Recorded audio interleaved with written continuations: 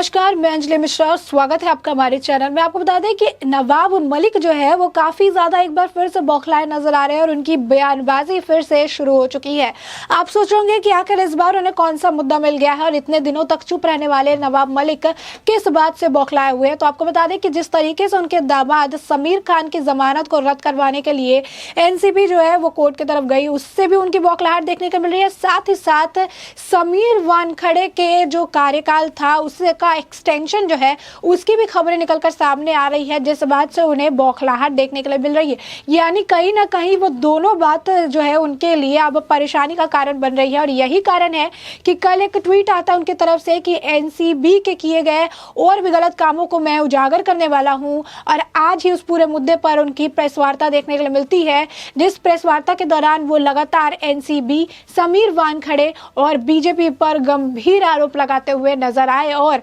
लगातार जो है इस पूरे मुद्दे को लेकर बीजेपी पर निशाना साधते नजर आए। अब आपको बताते हैं कि आखिर मतलब इस प्रेस वार्ता के दौरान नवाब मलिक ने कौन कौन सी बातें, कौन कौन से गंभीर आरोप एनसीबी, समीर वानखड़े और साथ ही साथ बीजेपी पर साधे हैं। आपको बता दें कि उन्होंने कहा है कि समीर वानखड़े के सेवा विस्तार का फैसला क्यों नहीं लिया जा रहा है या फिर क्यों इसे लंबित किया गया है। साथ ही साथ आपको बता दें कि उन्होंने प्रेस कॉन्फ्रेंस पर बीजेपी पर गंभीर आरोप लगाया। उन्होंने कहा कि एनसीबी पिछले तारीख के पंचनामों पर अप्यारों का नाम लेकर पंचनामा बदलने की कोशिश कर रहा है। उन्होंने एक प्रेस कॉन्फ्रेंस में एनसीबी के एक अधिकारी और पंच के बीच कथित बातचीत का एक ऑडियो क्लिप भी सुनाया और उस ऑडियो क्लिप के आधार पर ही वो बीजेपी, समीर वानखड़े और एनसीबी को निशाना बनाते नजर आए। उन्होंने कहा कि समीर वानखड़े ये कह रही हैं कि मुझे काम के लिए, मेरा जो कार्यकाल एक्सटेंशन की बात चल रही है, मुझे एक्सटेंशन नहीं चाहिए बल्कि मैं छुट्टी पर जा रहा हूं और मैं 3 महीने की छुट्टी ले रहा हूं। लेकिन जहां तक मुझे पता है, यानी नवाब मलिक का कहना था कि जहां तक उन्हें पता है वहां पर दिल्ली में जो बीजेपी के कुछ वरिष्ठ नेता है वो लॉबिंग कर रहे हैं ताकि समीर वानखड़े के कार्यकाल को बढ़ा दिया जाए। साथ ही साथ उन्होंने कहा है कि महाराष्ट्र से ये जो है बीजेपी के काफी इन्फ्लुएंशियल नेता है जो अभी दिल्ली में जाके समीर वानखड़े के लिए जो है उनके कार्यकाल का विस्तार की मांग कर रहे हैं और गृह मंत्रालय में जाकर इसके लिए वो जो है आप कह सकते हैं कि रिक्वेस्ट करते नजर आ रहे हैं। लेकिन गृह मंत्रालय की तरफ से अभी भी इसको लेकर कोई फैसला नहीं लिया गया है। उन्होंने कहा कि 31 तारीख को उनका काम खत्म हो चुका है, यानी समीर वानखड़े के कार्यकाल का काम जो है खत्म हो चुका है। उनका विस्तार समाप्त होने के बाद उन्हें कार्य मुक्त क्यों नहीं किया गया। साथ ही साथ उन्होंने कहा कि इसे क्यों नहीं बढ़ाया जा रहा है, यानी उन्हें या कार्य मुक्त क्यों नहीं किया जा रहा है या फिर उनको एक्सटेंशन क्यों नहीं दिया जा रहा है, इस फैसले को जो है लंबित क्यों किया गया है, इस पर इस तरीके से अभी जो है सस्पेंस क्यों बना हुआ है। उन्होंने कहा कि मुझे पता है कि भाजपा के वरिष्ठ नेता गृह मंत्रालय में विस्तार के लिए पैरवी कर रहे हैं। अभी तक कोई फैसला नहीं लिया गया है लेकिन आने वाले वक्त में इसे लेकर फैसला लिया जा सकता है। साथ ही साथ आपको बता दें कि समीर खान जो है नवाब मलिक के दामाद, उनको लेकर भी उन्होंने टिप्पणी की। जब उनसे सवाल पूछे गए तो उन्होंने इस पर कहा कि समीर खान की जमानत के खिलाफ ही एनसीबी जो है वो अपील कर रही है, उस पर आपत्ति जता रही है। उन्होंने कहा कि मुख्य आरोपी जो है वो करण सजनानी है और भी 5-6 आरोपी है, लेकिन इसके बावजूद लगातार समीर खान के ऊपर जो है एनसीबी की कार्रवाई देखने के लिए मिल रही है। लगातार जो है समीर खान को लेकर वो कार्रवाई अपनी सख्त करते नजर आ रहे हैं। तो उनका कहना है कि जिस तरीके से एनसीबी लगातार सिर्फ और सिर्फ इसमें कई सारे जो है अपराधी है, करण सजनानी है और 4-5 अपराधी है नवाब मलिक के हिसाब से, तो उनका कहना है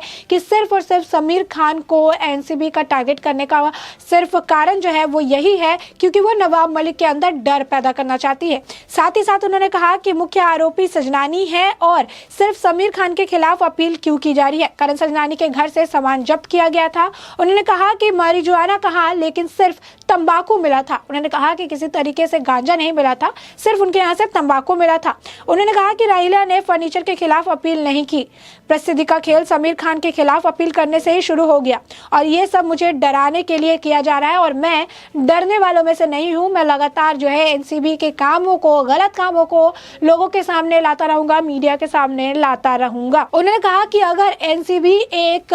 प्रोफेशनल संस्था है, अगर वो एक पेशेवर संस्थान है तो उन्हें ये बताना होगा कि अपील केवल समीर खान के खिलाफ ही क्यों की जा रही है और जो आरोपी है और जो इसमें लोग शामिल है उनके खिलाफ क्यों क्यों नहीं की गई थी। नवाब मलिक ने कहा कि हम आपसे डरते नहीं हैं, हम आपके जालसाजी को बेनकाब करते रहेंगे जैसे अभी किया है, आगे भी ये मामला चलता रहेगा। साथ ही साथ आपको बता दें कि समीर वानखेड़े के खिलाफ जिस एसआईटी टीम का गठन किया गया था उस पर भी नवाब मलिक ने सवाल खड़े किए। उन्होंने कहा कि एनसीबी के विभिन्न मामलों में जबरन वसूली और फिरौती के संबंध में समीर वानखेड़े और अन्य अधिकारियों के खिलाफ गलत काम यानी फर्जीवाड़ा और उनके द्वारा की गई शिकायतों की जांच करने के लिए एसआईटी टीम का गठन किया गया था।